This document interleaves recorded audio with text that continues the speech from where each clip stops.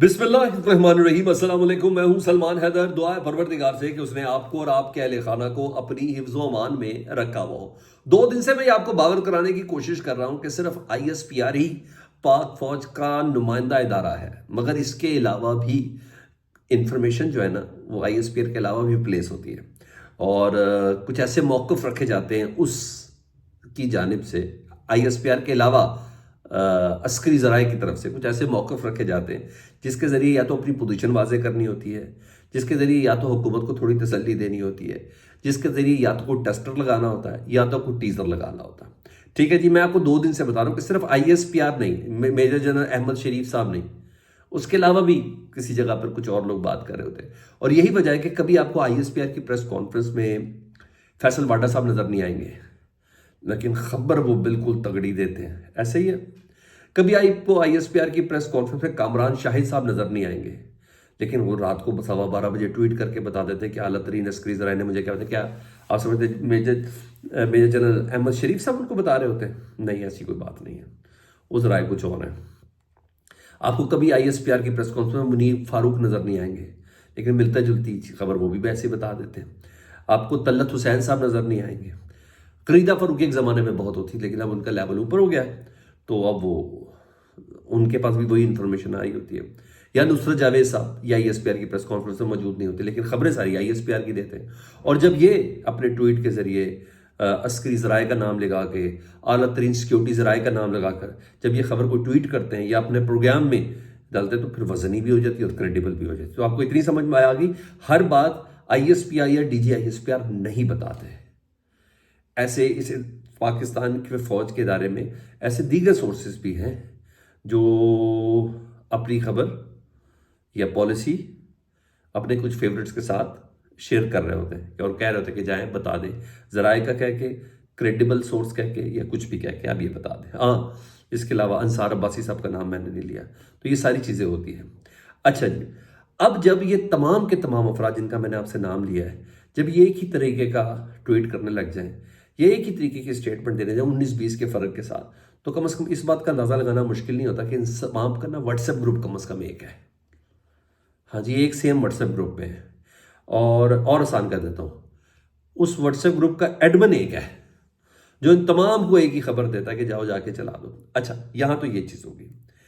वो जो कहते थे कि इमरान खान साहब के नाम पर कांटा लग चुका है, वो जो कहते थे कि इमरान खान साहब अब जेल में ही रहेंगे, वो जो कहते थे कि इमरान खान साहब माइनस हो गए हैं, इमरान खान साहब की रिहाई का चांस ही कोई नहीं है, अब वही इमरान खान साहब के हक में गवाही देते हुए नजर आ रहे हैं।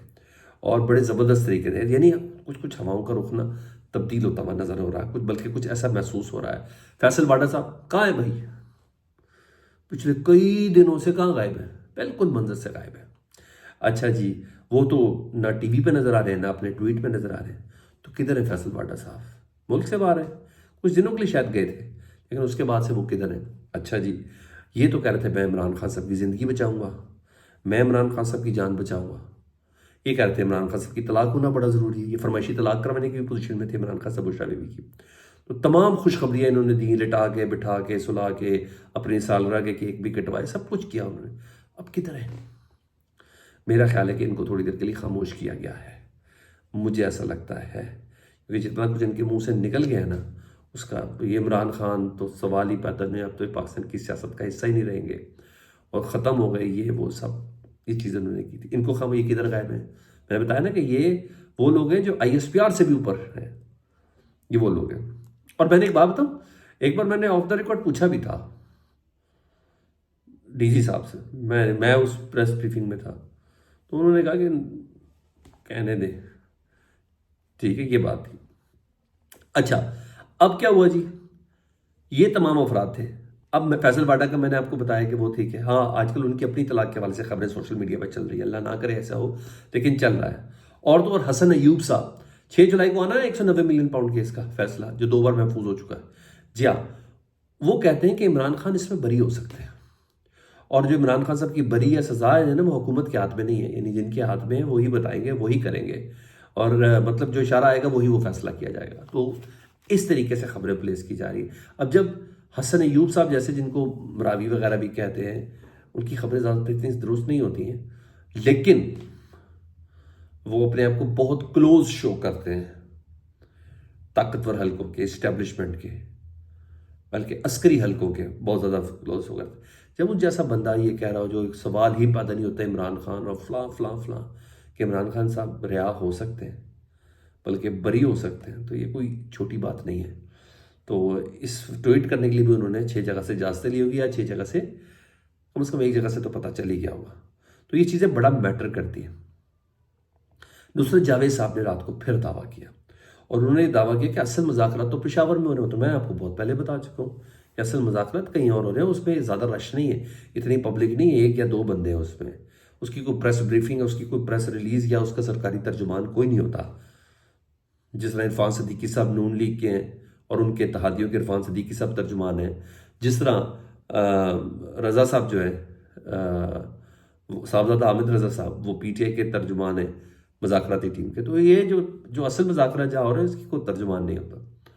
तो वहाँ उस जगह पर देखें तो नुसरत जावेद साहब कहते हैं कि असल मुज़ाकरा तो पेशावर में हो रहे हैं और बड़ी बड़ी मुलाकातें हो रही है, और वो सीधा सीधा बुशरा बीबी साहबा का नाम लेते हैं। उन्हें को मुज़ाकरात कर भी बुशरा बीबी रही है, यानी वो ये कहना चाह रहे हैं कि बैकडोर बहुत कुछ चल रहा है।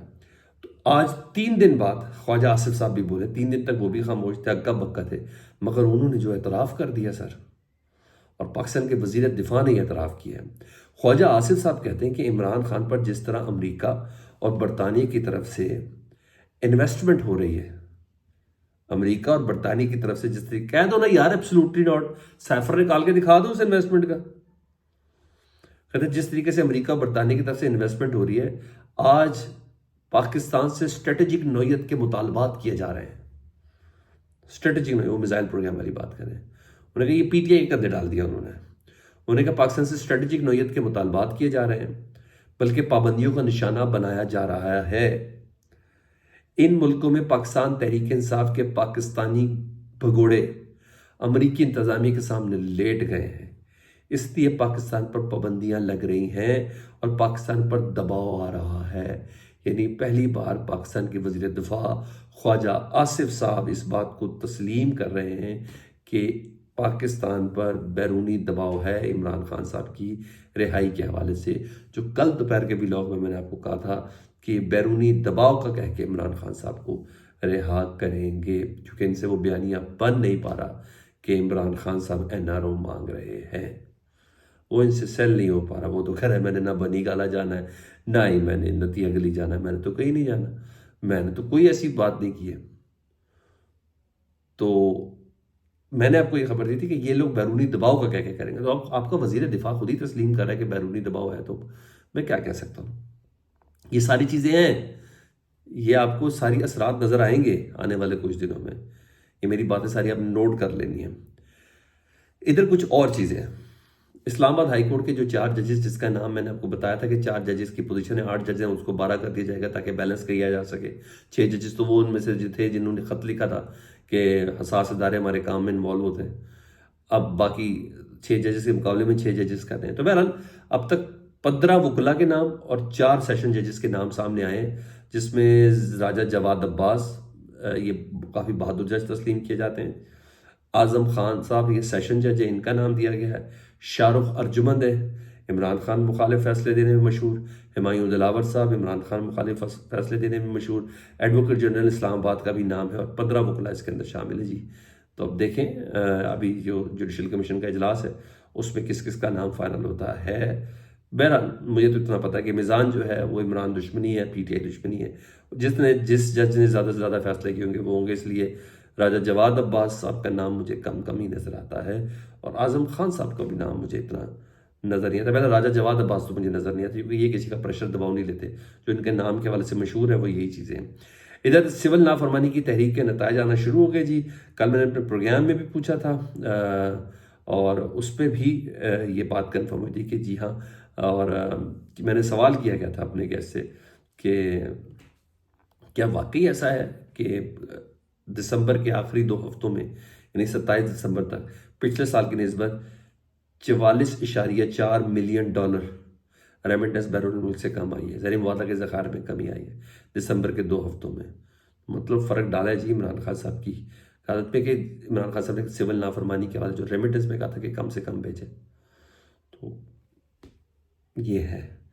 अल्लाह करे कि कॉल फुल थ्रॉटल के साथ ना ही चले तो आगे बेहतर है। हाँ जी, असद तूर साहब ने बड़ी प्यारी बात की, मैं आखिर में शेर अफजल पर सुनाता हूँ। असद तूर साहब ने बड़ी ज़बरदस्त बात की, उन्हें कहा हमारी इस्टेब्लिशमेंट जब जलील होती है तो मुकर जाती है। पहले इमरान खान की मिन्नतें करते रह गए कि बनी गाला चले जाए, बनी गाला चले जाए। जब इमरान खान ने इनकार कर दिया तो मुकर गए कि हमने भी ऑफर नहीं दी। उन्होंने कहा मैं कंफर्म हूँ अपनी इस खबर पे कि इमरान खान साहब को ये ऑफर दी गई थी कि अब बनी गाला शिफ्ट हो जाए। शेर अफजल मरवत साहब भी इसी तरह की खबर देते हैं, कहने कि इमरान खान और दीगर कैदियों की रिहाई अनकरीब मुतवक्के है। ये रात को शाहजेब साहब के प्रोग्राम में बात कर रहे थे। उन्होंने कहा इमरान खान और दीगर कैदियों की रिहाई अनकरीब मुतवक्के है। इनके बाहर आने की सूरत में एहतजाज की कुव्वत 10 गुना बढ़ जाएगी। यानी इमरान खान साहब और दीगर कैदी बाहर आ गए तो एहतजाज 10 गुना ज़्यादा बढ़ जाएगा। इसलिए हुकूमत कुछ जमानतें चाहती है इमरान खान साहब पाकिस्तान तहरीक इंसाफ से, जिसकी बिना पर मुज़ाकरात हो रहे हैं। इमरान खान के साथ कई बार रजू किया गया है। पहले बताया गया था कि इमरान खान को नथिया गली शिफ्ट किया जाएगा। तो यहाँ ये पोजीशन है सर, यहाँ ये पोजीशन है। बाकी देखें, इस मुज़ाकराती टीम में राना सनाउल्लाह साहब थे, वो तो कह रहे हैं कि हमने किसी किस्म की कोई ऑफ़र की नहीं है। और जब एक एक हफ्ते का गैप देगी पाकिस्तान तहरीक के साथ, तो वो जो टाइम बार डेडलाइन है ना 30-31 जनवरी की, उसको भी एक्सटेंड करना चाहिए। ये चल रहा है सर। फीडबैक से मुतल्लिक ज़रूर आगाह करें। अपना बहुत ख्याल रखें। अल्लाहुम्मा सल्ली अला मुहम्मद व आले मुहम्मद।